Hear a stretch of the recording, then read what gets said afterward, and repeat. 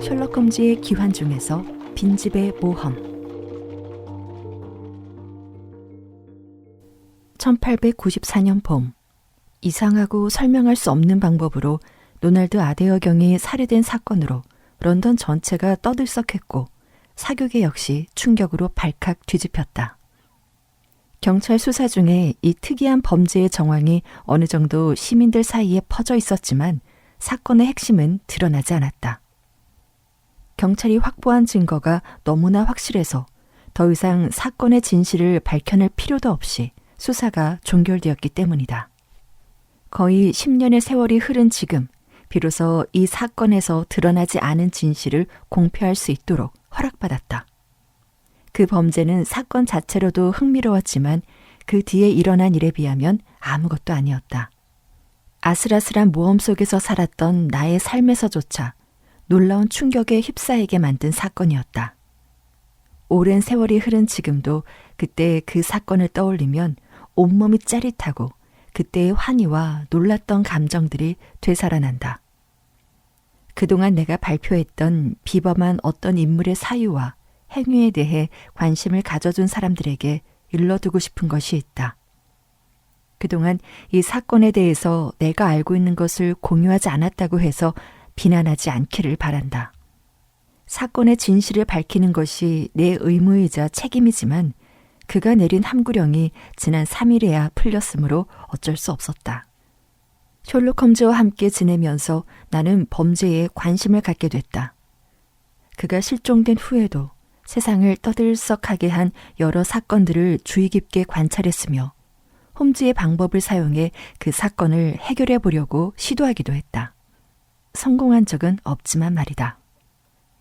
그런 사건들 중에서 로널드 어데어 경의 사건만큼 내 호기심을 끄는 사건은 없었다. 법정에 제출된 증거를 바탕으로 이 사건은 한 명 또는 다수를 노린 정체를 알 수 없는 계획적인 살인이라고 판결 내렸다. 나는 법정 기록을 읽으면서 셜록 홈즈의 죽음이 이 사회에 얼마나 큰 손실인지 느낄 수 있었다. 이 이상한 사건에는 홈즈의 흥미를 끌만한 것이 몇 가지 있었다. 홈즈가 있었다면 분명히 탁월한 추리와 관찰력으로 경찰의 노력을 보충하거나 지금의 수사 결과 이상의 결과를 얻어냈을 것이다. 하루 종일 마차를 타고 왕진을 다니면서 나는 그 사건을 생각해 보았지만 그럴듯한 추리를 하지 못했다. 그다지 새로울 건 없지만 지금까지 세상에 알려진 재판 결과의 요점만 간단히 적어보겠다. 로널드 어데어는 오스트레일리아의 어느 식민지 총독이었던 메이누스 백작의 둘째 아들이었다. 그의 어머니는 백내장 수술을 받기 위해 오스트레일리아에서 영국으로 돌아와 아들인 로널드와 딸인 힐다와 함께 파트레인 427번지에서 살고 있었다. 알려진 바에 따르면 로널드는 상류층 사람들과 어울렸으며 특별히 원한을 살 만한 행동을 하지 않았고 성품도 나쁘지 않았다고 한다. 그는 카스테어스의 이디스 우리들 양과 약혼했다가 사건이 일어나기 몇 달 전 파혼했지만 그 일로 크게 상심했던 것 같지는 않다. 그 외에 그의 일상은 한정된 범위 안에서 평범한 삶을 살고 있었다. 그런데 뜻밖에도 이 젊은 귀족이 갑자기 죽은 것이다. 1894년 3월 30일 밤 10시에서 11시 20분 사이에 일어난 사건이었다. 로널드 어데어는 카드게임을 자주 즐겼지만 위험할 정도의 도박에는 결코 손대지 않았다. 그는 볼드윈, 캐번다시, 바카델 등의 카드클럽 회원이었다.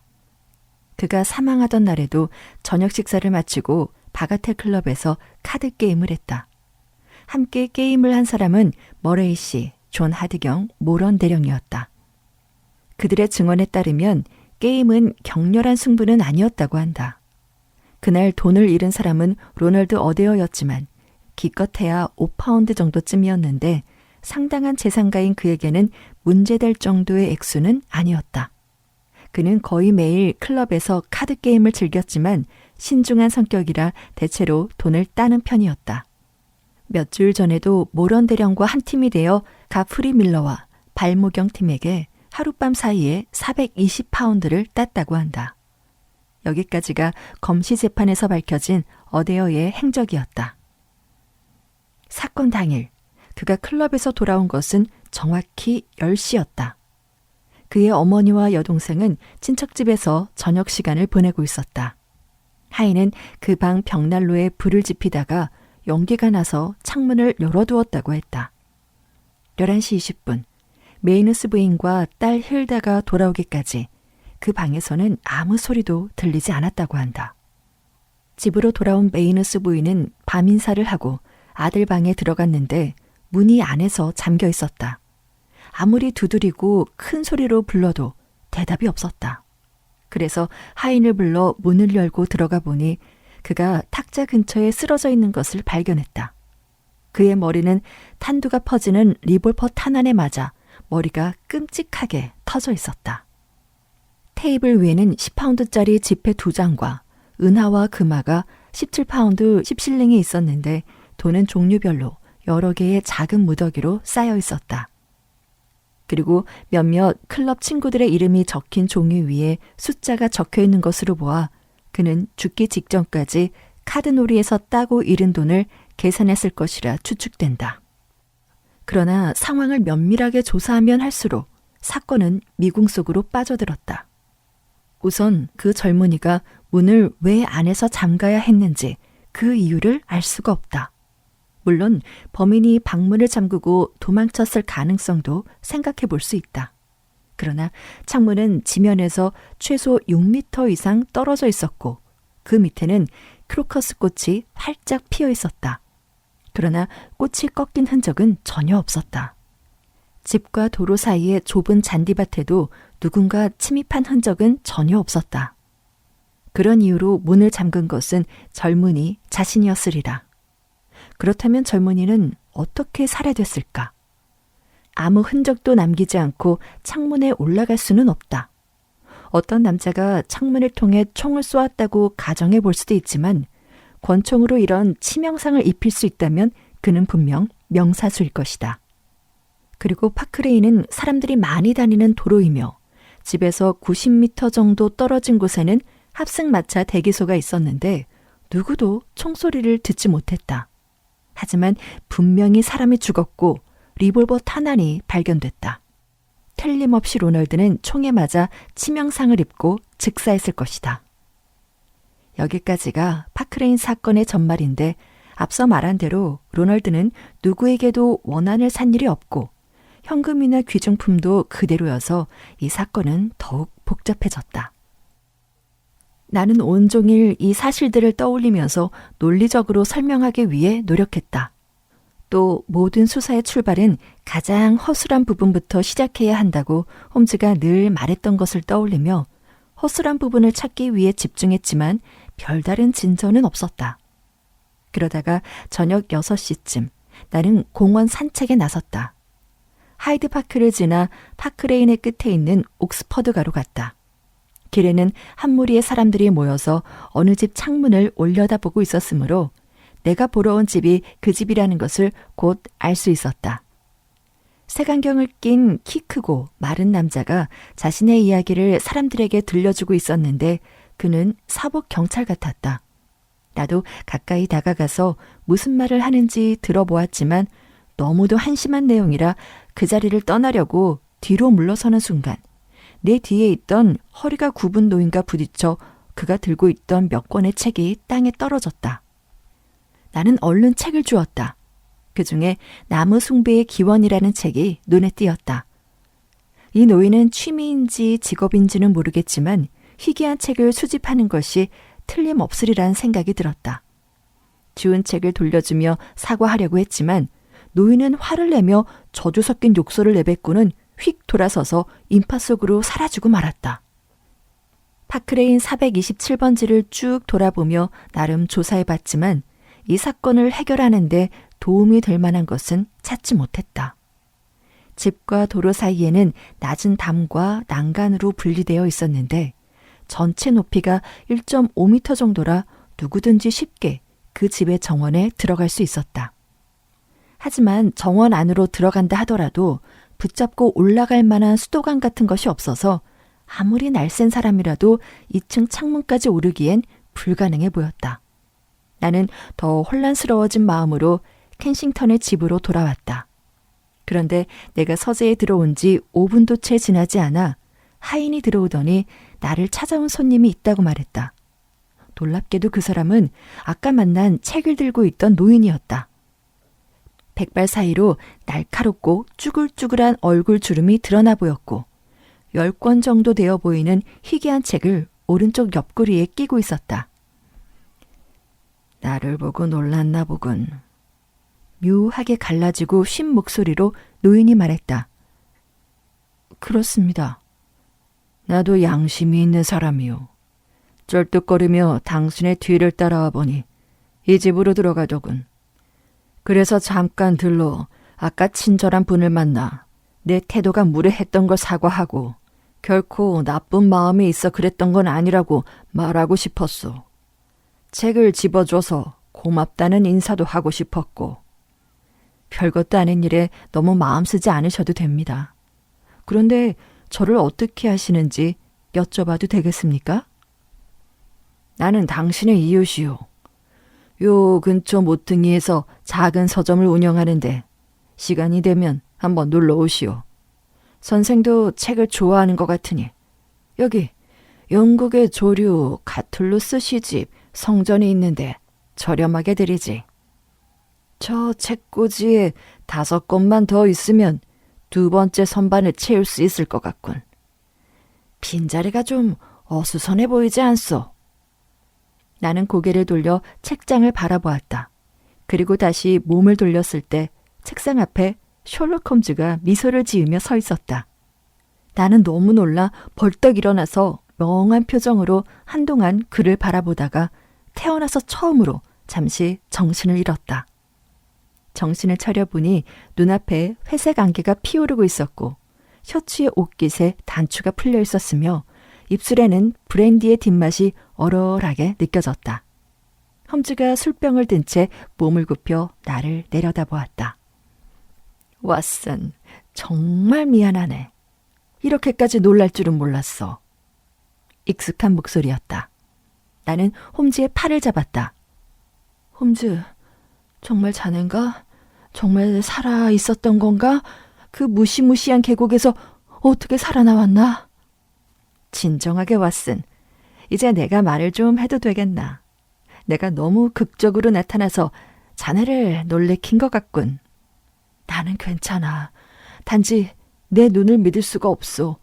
자네가 내 서재에 나타나다니 믿을 수가 없네. 나는 홈즈의 팔을 잡았다. 말랐지만 단단한 근육이 느껴졌다. 어쨌든 유령은 아니군. 다시 만나게 되다니 얼마나 기쁜지 모르겠소. 어떻게 그 끔찍한 계곡에서 살아나온 건가?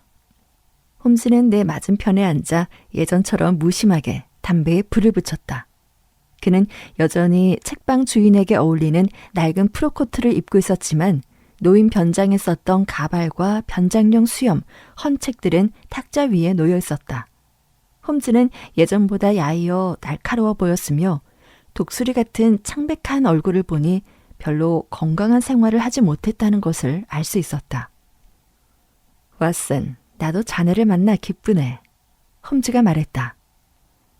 허리를 펴니 정말 좋군. 몇 시간 동안이나 웅크리고 다니는 건 쉬운 일이 아니거든.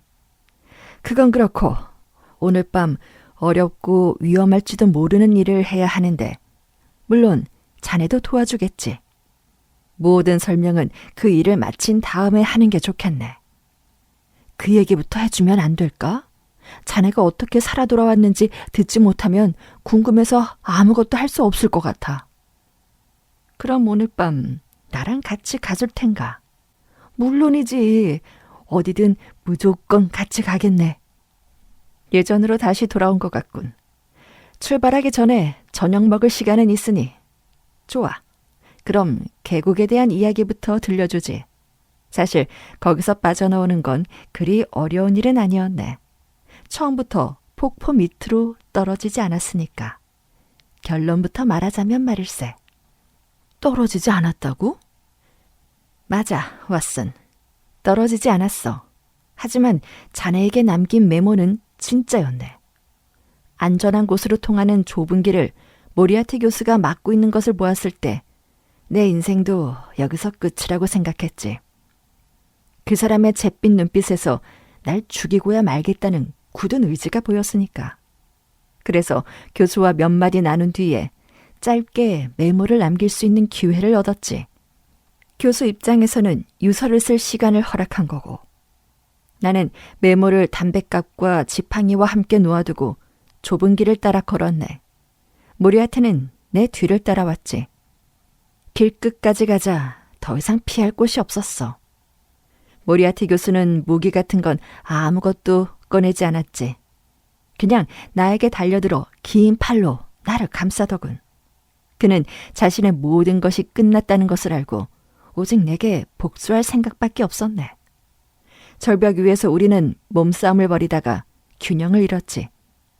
하지만 나는 격투기술 바리츠를 조금 배운 적이 있어서 그 전에도 여러 번 유용하게 사용을 했었는데 이번에도 그 기술을 사용해 교수의 팔을 쉽게 빠져나올 수 있었어. 나는 모리아티 교수의 소나기에서 벗어났지만 그는 균형을 잃고 끔찍한 비명을 지르며 미친 듯이 발길질을 하고 두 손은 허공을 향해 허우적거리더니 결국 폭포수 아래로 떨어져 바위에 부딪힌 뒤 물속으로 사라져 버렸어. 홈즈가 담배를 피우며 설명했다. 그 이야기를 듣고 나는 놀라지 않을 수 없었다. 그럼 발자국은 어떻게 된 건가? 분명히 두 사람의 발자국이 좁은 길로 이어져 있었고 다시 돌아온 흔적은 없었는데 내 두 눈으로 몇 번이나 확인했다고. 그건 이렇게 된 걸세. 모리아티 교수가 계곡 아래로 사라진 순간 난 운 좋게 살았음을 알게 됐지. 모리아티 교수가 나를 죽이려는 유일한 사람은 아니었으니까. 교수가 죽으면 나에게 복수하려는 자가 적어도 2~3명은 더 있었네.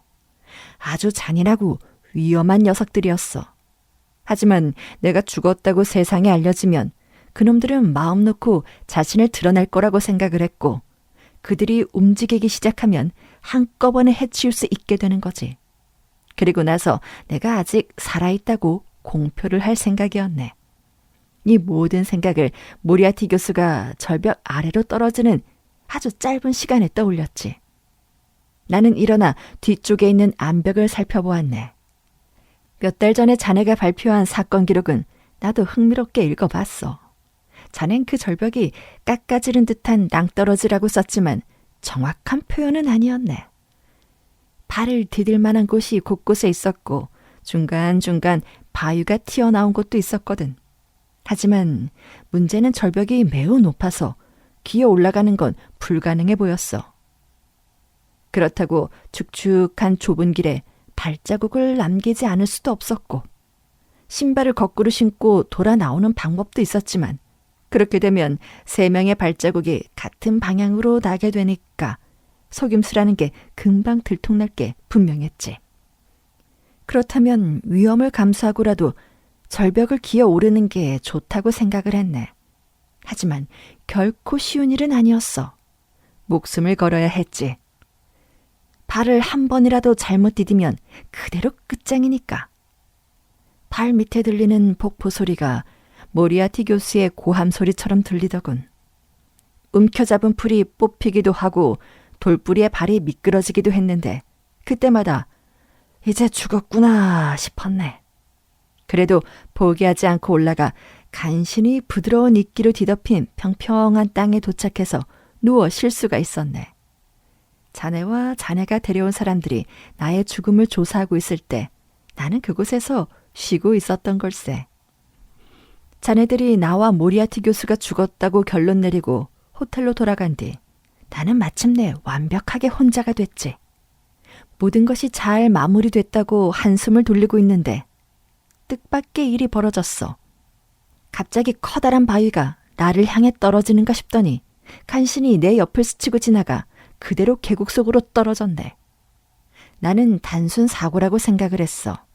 그러나 위를 흘낏 쳐다보니 어두운 하늘을 등지고 서 있는 한 남자의 머리가 보였고 30cm도 채 떨어지지 않은 곳에 굴러 떨어졌지.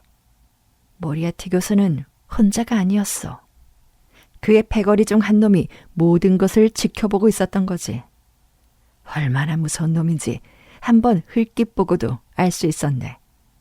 그놈은 멀리서 모리아티 교수가 죽고 나만 살아남는 것을 본 거야.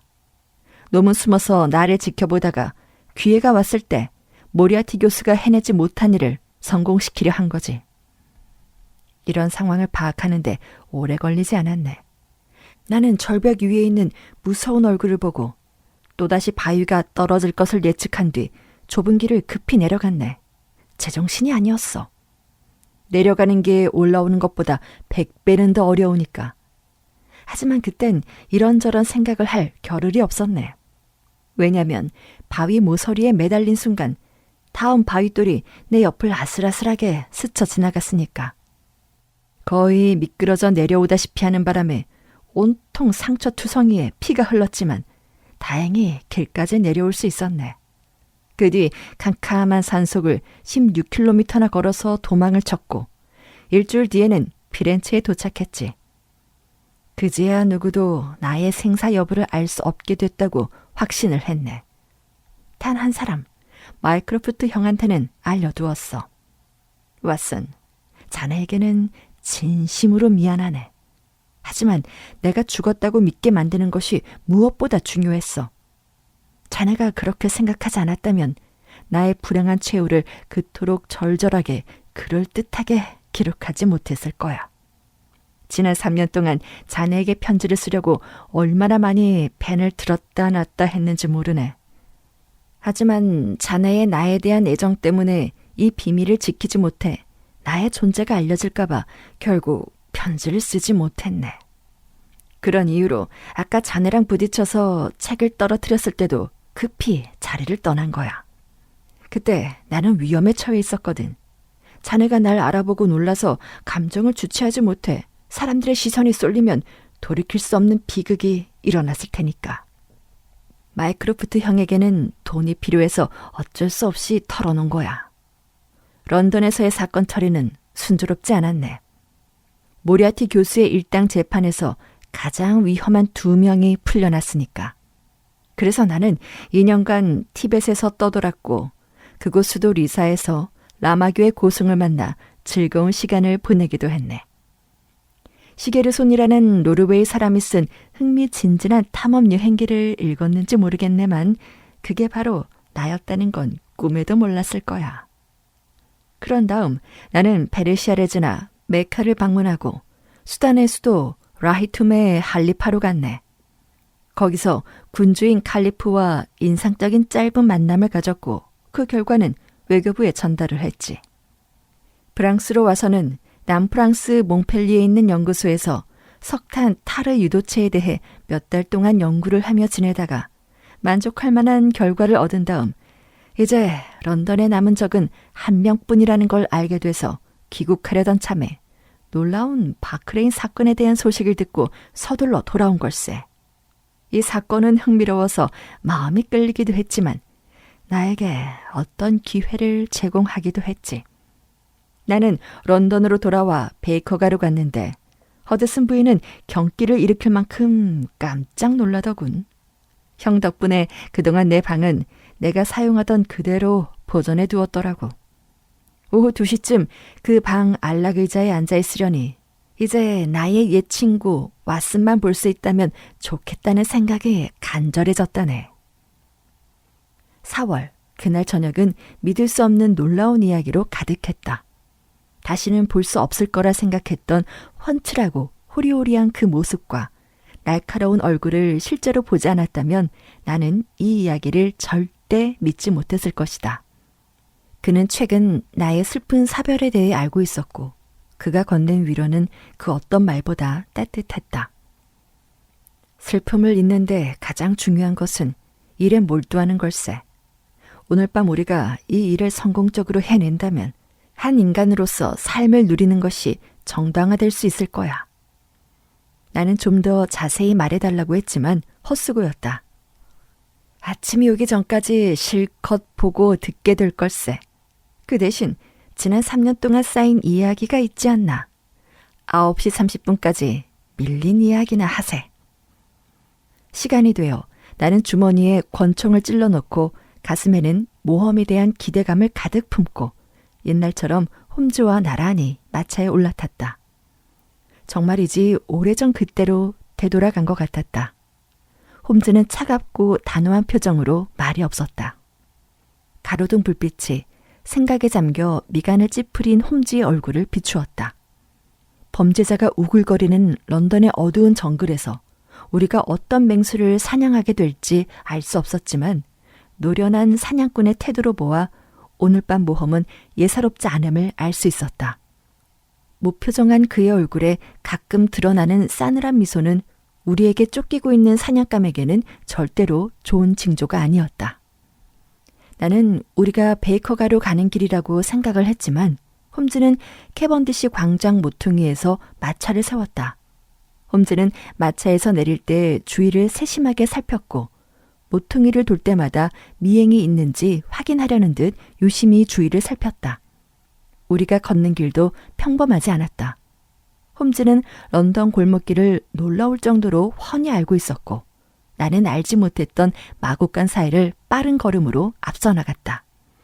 우리는 마침내 낡고 음침한 집들이 줄지어 있는 작은 길로 들어섰다. 그 길은 맨체스터가를 거쳐 블랙퍼드가로 이어지는 길이었다. 홈즈는 재빨리 좁은 통로로 들어가더니 나무 문을 통해 인기척 없는 마당으로 들어가 그 집의 뒷문을 열쇠로 열었다.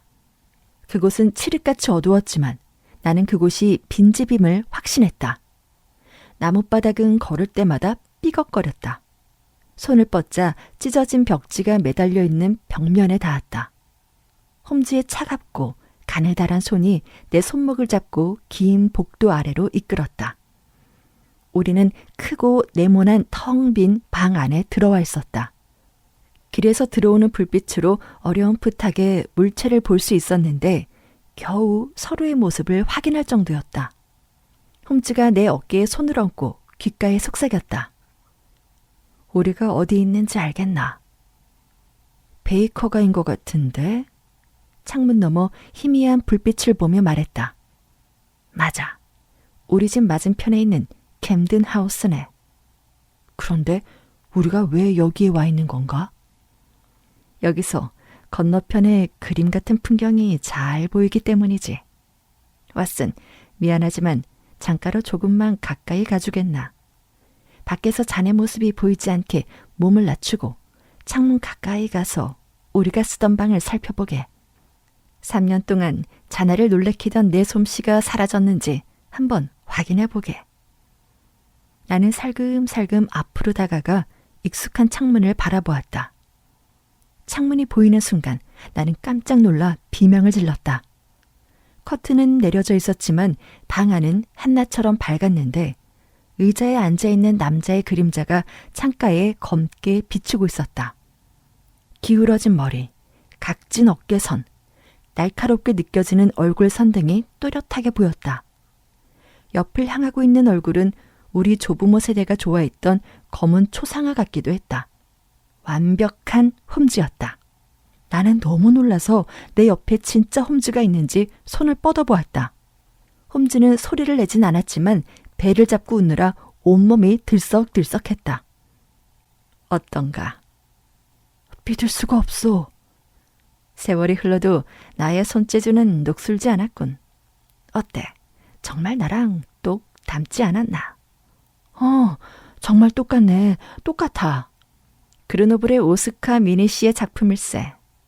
저 작품을 만드는데 여러 날이 걸렸지. 밀랍으로 만든 거네. 오늘 오후에 베이커가에 갔을 때 설치해뒀지. 왜? 왜냐면 왓슨, 내가 다른 곳에 있을 때도 거기에 있는 것처럼 보이기 위해서지.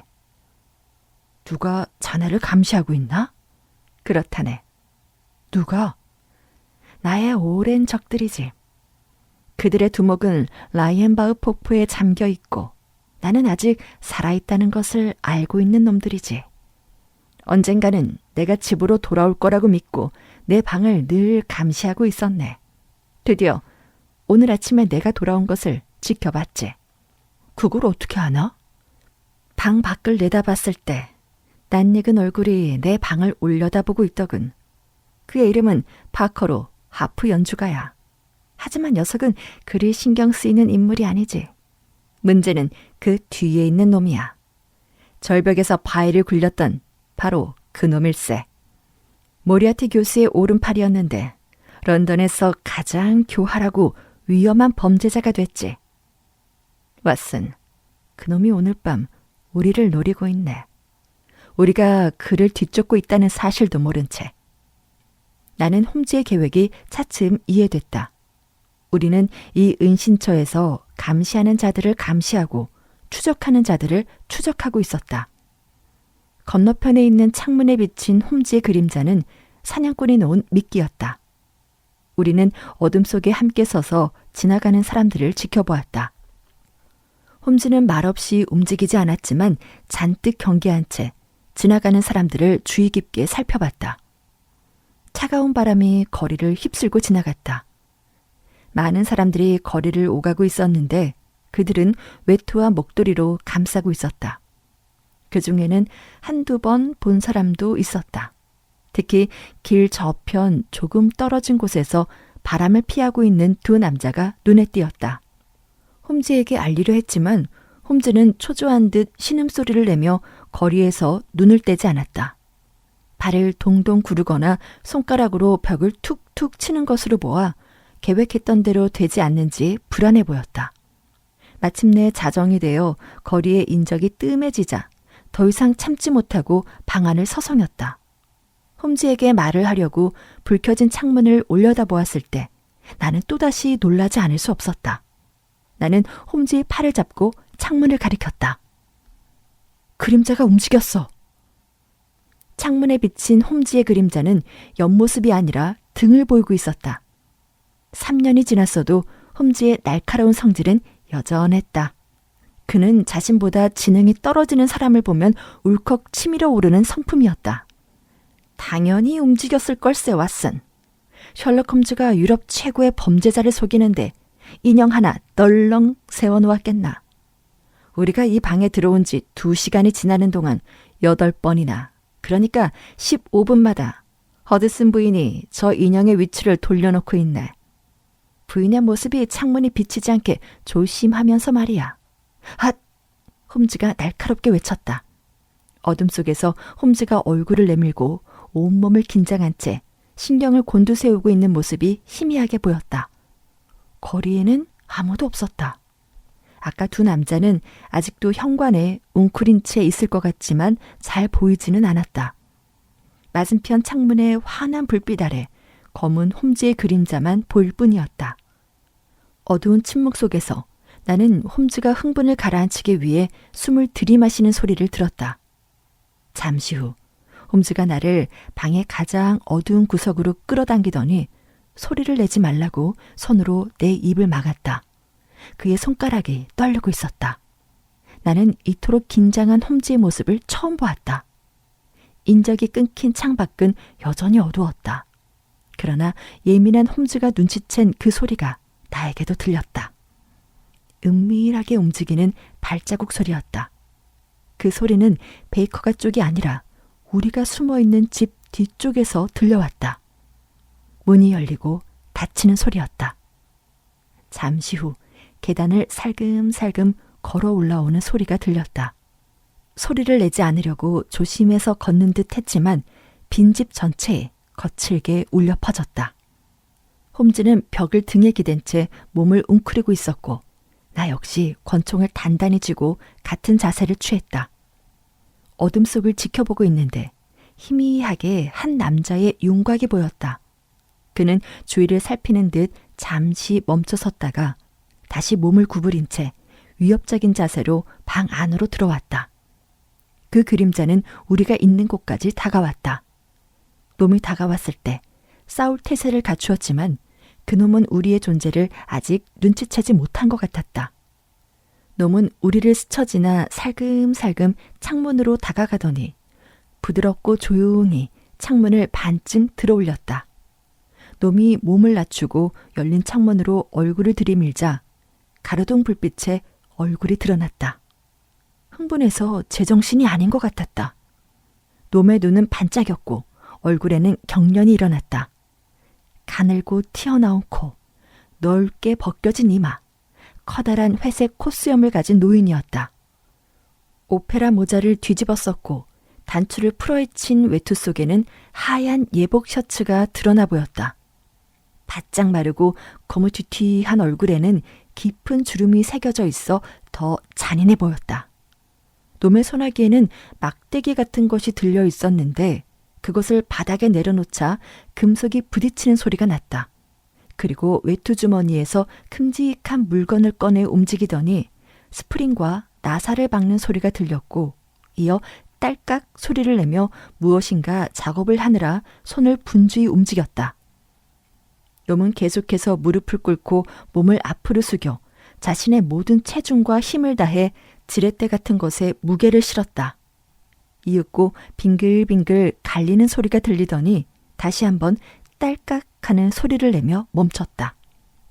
이윽고 놈이 몸을 일으켰을 때 손에 들고 있는 것은 이상한 개머리판이 달린 총이었다. 놈은 총열을 열어 안쪽에 뭔가를 쑤셔놓고는 다시 총열을 닫았다. 그리고 몸을 다시 웅크려 열려있는 창문 난간에 총열을 올려놓았다. 긴 콧수염이 개머리판 위로 쭉 늘어졌고 조준하는 눈은 날카롭게 빛났다. 놈은 만족스럽다는 듯 작은 한숨을 내쉬고는 총대를 어깨에 대고 조준을 했는데 그가 조준한 것은 놀랍게도 맞은편 창문에 비친 홈즈의 그림자였다. 놈은 순간 긴장한 듯 움직임을 멈추더니 방아쇠를 당겼다. 바람을 가르는 듯 슉 하는 소리와 함께 총알이 목표물을 향해 날아갔다. 유리창 깨지는 소리가 들렸다. 그 순간 홈즈는 호랑이처럼 저격수의 등에 달려들어 놈을 납작하게 짓눌렀다. 그러나 놈은 벌떡 일어나 엄청난 힘으로 홈즈의 목을 움켜쥐었다. 나는 권총 손잡이로 놈을 내리쳤고 그는 다시 바닥에 나가 떨어졌다. 내가 그놈을 제압하는 동안 홈즈는 호각을 날카롭게 부러댔다. 급히 달려오는 소리가 들리더니 제복을 입은 2명의 경찰과 사복 형사 1명이 방으로 뛰어들어왔다. 레스트레이드? 홈즈가 말했다. 그래요, 홈즈 씨. 내가 이 사건을 맡았습니다. 런던에 잘 돌아오셨습니다. 비공식적으로 경찰을 돕고 싶었습니다. 미궁에 빠진 사건이 1년에 3건이나 생기면 곤란하니까요. 그런데 레스트레이드, 몰시 사건은 평소와는 다르게 처리했더군요. 아, 그러니까 내 말은 아주 잘 처리했다는 뜻입니다. 우리는 모두 자리에서 일어났고 놈은 숨을 헐떡이며 건장한 경찰 2명 사이에 끼어 있었다. 밖에는 벌써 몇몇 구경꾼들이 모여들기 시작했다. 홈즈는 창가로 다가가 창문을 닫고 커튼을 내렸다. 레스트레이드는 초 2개에 불을 붙였고 경찰들은 랜턴의 덮개를 벗겼다. 마침내 놈의 얼굴을 볼 수 있었다. 우리를 노려보낸 놈의 얼굴은 놀라울 정도로 남성적이고 사악해 보였다. 철학자 같은 이마와 관능적인 턱을 가지고 있었으며 냉소적으로 보이는 푸른 눈과 사납고 공격적인 코, 깊게 파인 이마주름, 성과 악, 양쪽의 그림자가 드리워진 놈의 얼굴을 보고 있으면 위협을 느끼지 않을 수 없었다. 놈은 다른 사람은 거들떠보지도 않고 증오와 놀라움이 섞인 표정으로 홈즈를 바라보며 외쳤다. 너는 악마야. 대령. 홈즈는 흐트러진 놈의 셔츠 옷깃을 정리하며 말했다. 여행은 연인들의 만남으로 끝난다는 말이 있지. 내가 라히엔바흐 폭포 절벽 위에 누워있을 때도 나에게 각별한 관심을 보여주었는데 그때 이후 처음 만나는 것 같군요. 대령이라 불린 남자는 뭔가에 홀린 사람처럼 홈즈를 바라보며 이 교활한 악마라고 중얼거릴 뿐이었다. 아, 당신을 아직 소개하지 않았군요. 여러분, 이분은 한때 대영 제국 인도군의 장교였던 세바스찬 모란 대령입니다. 세계 최고의 맹수 사냥꾼이기도 했죠. 당신이 세운 호랑이 사냥 기록을 아직도 깬 사람이 없다죠. 안 그렇소, 대령? 모던 대령은 그저 아무 말 없이 홈즈를 노려볼 뿐이었다. 사나운 눈과 빳빳한 콧수염을 가진 그는 놀랍게도 호랑이 그 자체였다. 이렇게 간단한 함정에 당신 같은 사냥꾼이 걸려들 줄이야. 놀랍군. 당신에게는 매우 익숙한 함정 아닌가. 나무 밑에 어린 양을 붙들어 매놓고 그 미끼가 호랑이를 데려오게 기다리는 거지. 이 빈집은 내 미끼였고 당신은 호랑이였어. 호랑이 여러 마리가 동시에 나타나거나 그럴 일은 없겠지만 총알이 빗나갔을 때를 대비해 다른 사냥꾼도 함께 데려가지 않나. 홈즈가 우리를 가리키며 말했다. 이들이 내 예비 사냥꾼이요. 당신이 호랑이 사냥 때 준비하는 예비 사냥꾼과 같지. 모란 대령은 분노에 가득 차 욕설을 퍼부으며 홈즈에게 달려들려 했지만 경찰들이 그를 제지했다.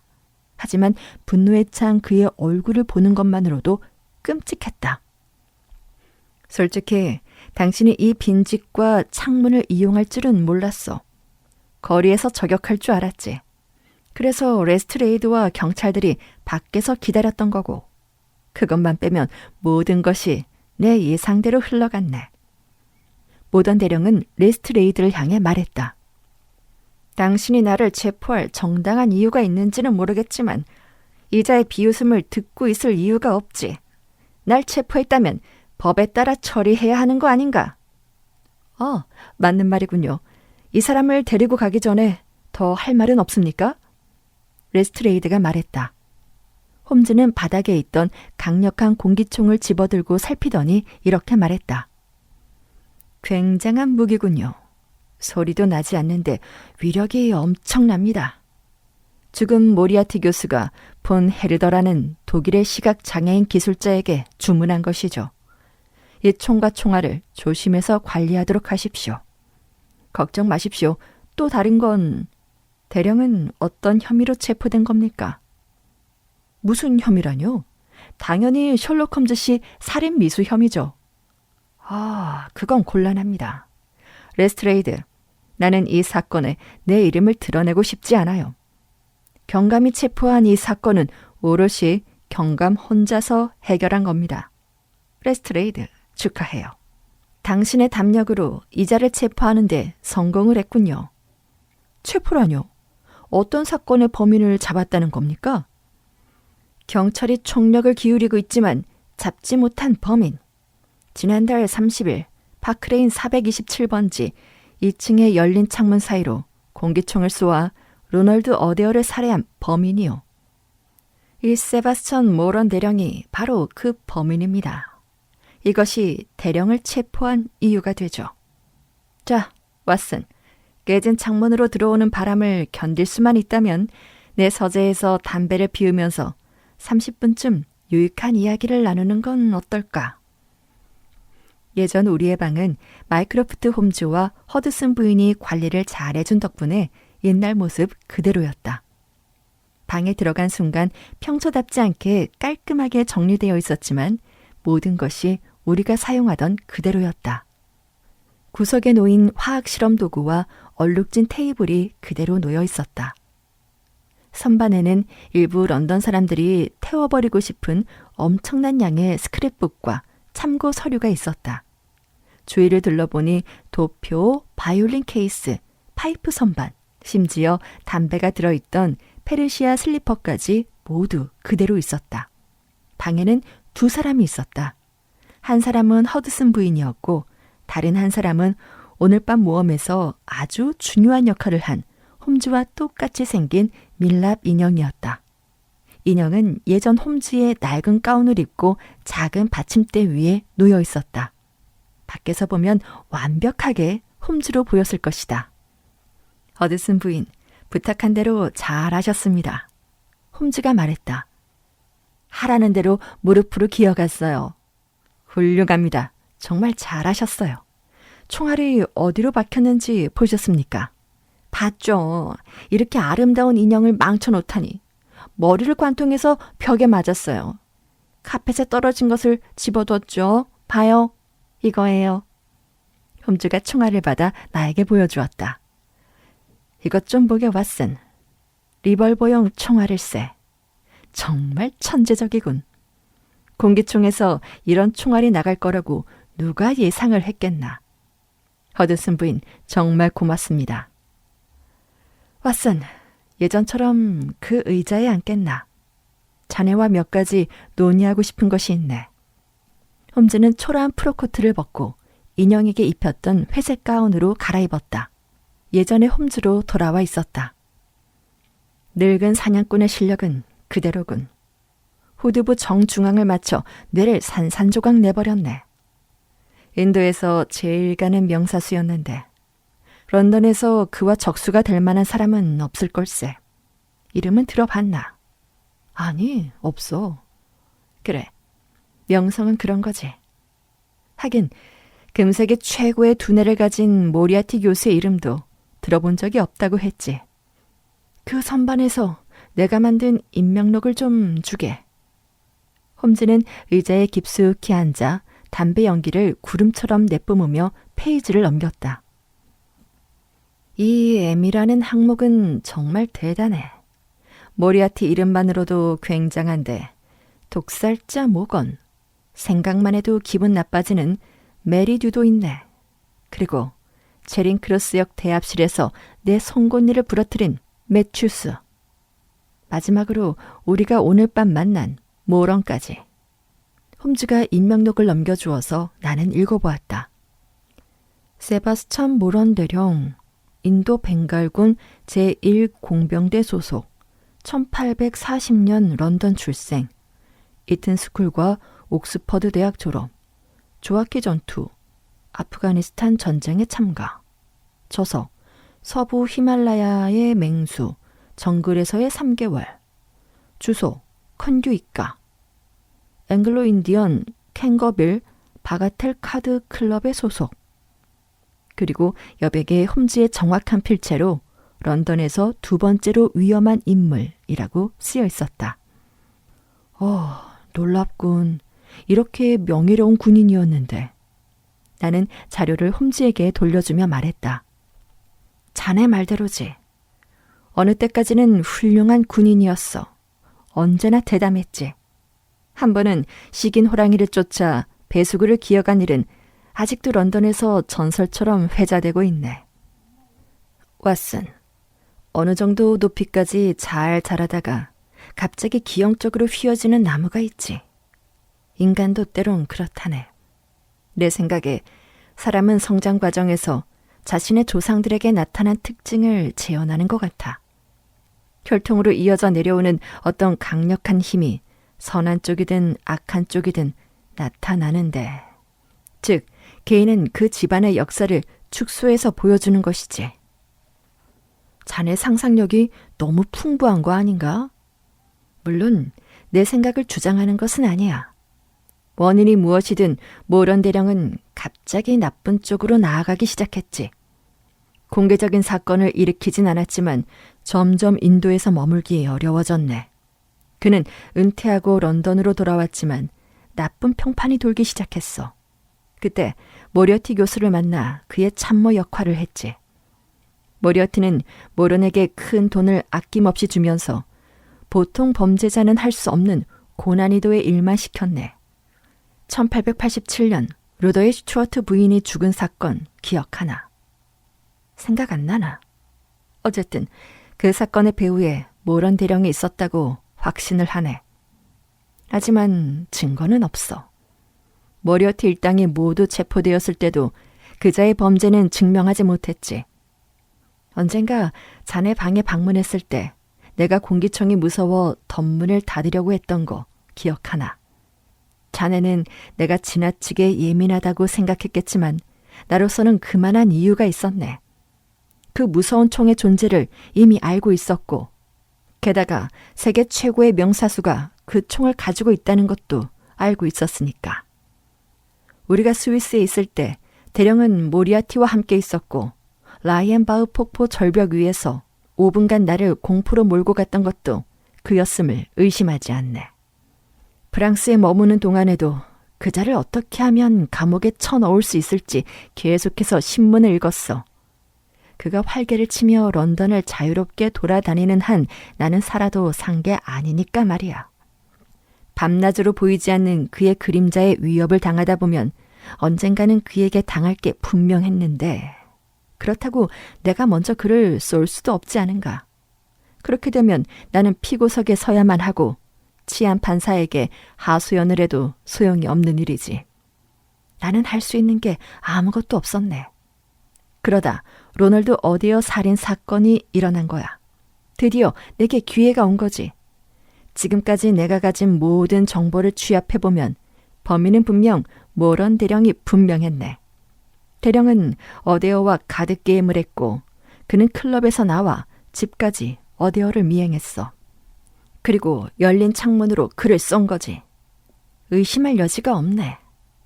증거물인 단안만으로도 충분히 그자를 쳐넣을 수 있을 거라 확신했으니까.